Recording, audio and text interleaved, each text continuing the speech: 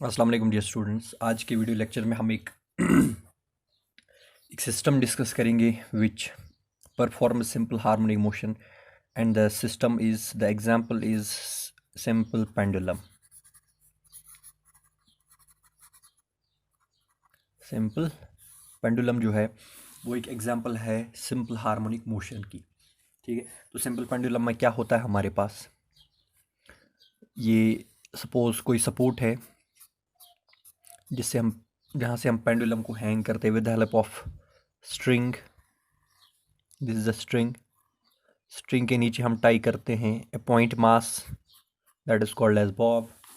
ठीक है, suppose the hanging point is O and the bob is at P, तो जो लेंथ ओ पी है वो एल के बराबर होगी। O P is equal to L. ठीक है, जो स्ट्रिंग है वो मासलेस है, यानी बहुत कम मास है उसके पास, बहुत कम as compare to bob, and it is inextensible string.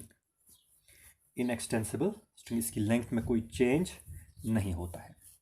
ठीक है, तो जो मास ऑफ बॉब है that is suppose M, mass of bob is equal to M. ठीक है, तो डाउनवर्ड फोर्स होगा एम जी, अर्थ के ड्यू टू नीचे अर्थ है, सरफेस ऑफ अर्थ पे रखा हुआ है पेंडुलम, या अर्थ की ग्रेविटेशनल फील्ड में रखा हुआ है, तो टेंशन इन द स्ट्रिंग जो होगा वो अपवर्ड्स होगा।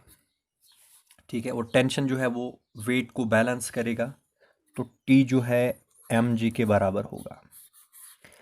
ये नॉर्मल हालत में है ये बात, T is equal to M G. अब हम पेंडुलम को डिस्टर्ब कर रहे हैं, सपोज यहाँ से इसको सपोज स्मॉल फोर्स अप्लाई किया सच दैट ये डिस्प्लेस हो रहा है थ्रू स्मॉल एंगल थीटा। ये डिस्प्लेस हो रहा है through small angle theta, through small angle theta two point Q, two point Q, and the displacement is x. Displacement कितनी है? एक्स। ठीक है, तो डिस्प्लेसमेंट हो रही है बॉब, पेंडुलम के बॉब में कितनी? एक्स। ठीक है, तो अब जो है, अब हम जो एम जी है, एम जी तो ऑलवेज नीचे ही होगा, एम जी इज डाउनवर्ड्स। अब हम एम जी को रिजोल्व कर सकते हैं into two components because this angle is theta, तो इधर से जाएगा M G cos theta because this angle is also theta.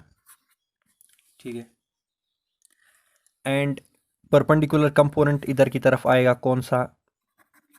M G sine theta, और इधर होगा स्ट्रिंग में क्या? टेंशन। ठीक है, तो ये हमने फोर्सेस को रिप्रेजेंट किया।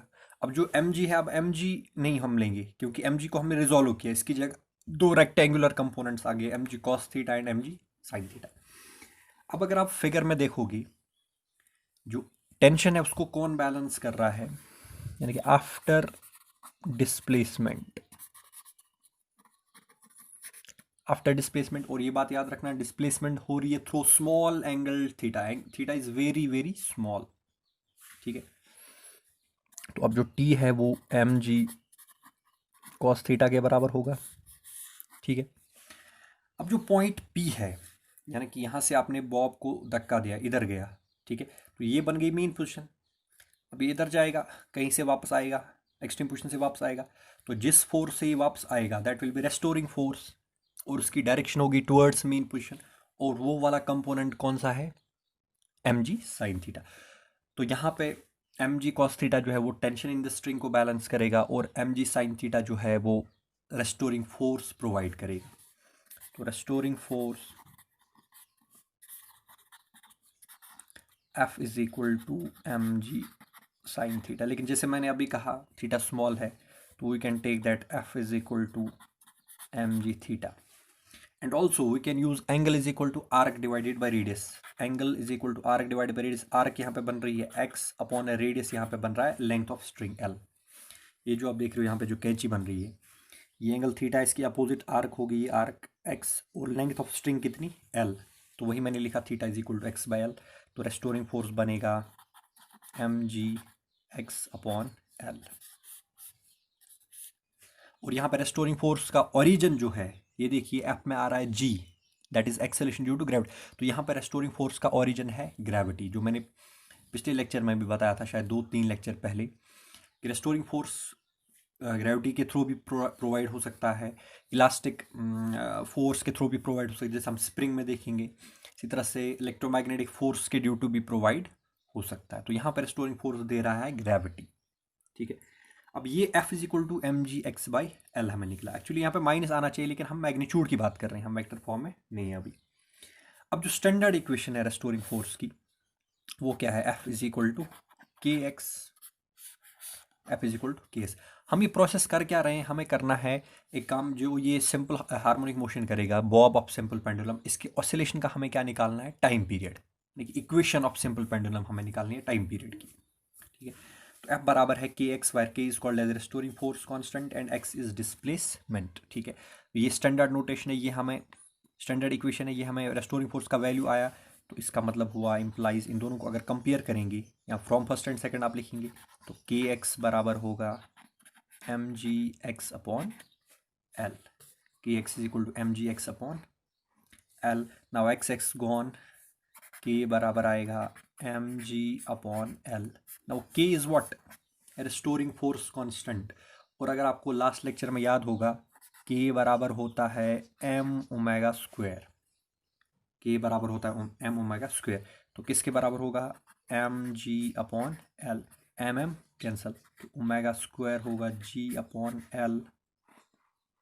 ओमेगा स्क्वायर इज g/L, ये एक फॉर्मूला आ गया।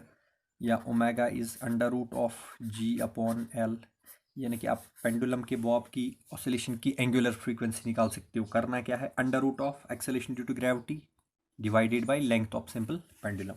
या आप ऐसे भी कह सकते हैं, न्यू किसके बराबर होगा? ओमेगा/2 तो आएगा 1/2 अंडर रूट ऑफ g/L। आप फ्रीक्वेंसी भी निकाल सकते हैं। अगर आपने फ्रीक्वेंसी निकाला तो उसको रेसिप्रोकल करके आप क्या निकाल सकते हो? Time period is 2 under root, reciprocal करना है तो g/L की जगह आएगा L/g, 1/2 की जगह आएगा 2। तो इस तरह से टाइम पीरियड भी आपने निकाला, सारी चीज़ें आपने निकाली। Time period of simple pendulum is 2 under root of length divided by acceleration due to gravity. It does not depend upon mass of bob. It only depends upon length of string and depends upon the constant factor, that is acceleration due to gravity. तो ये है equation of time period of simple pendulum. अब next lecture में हम derive करेंगे एक और system की बात करेंगे, that is oscillations of spring. और याद रखना, वहाँ पे जो रेस्टोरिंग फोर्स है वो कौन देगा? वहाँ पे restoring force will be provided by elastic force, the property of elasticity of a spring, उसकी वजह से रेस्टोरिंग फोर्स आएगा। तो time period for simple pendulum is t is equal to 2 under root of L/g। Thank you.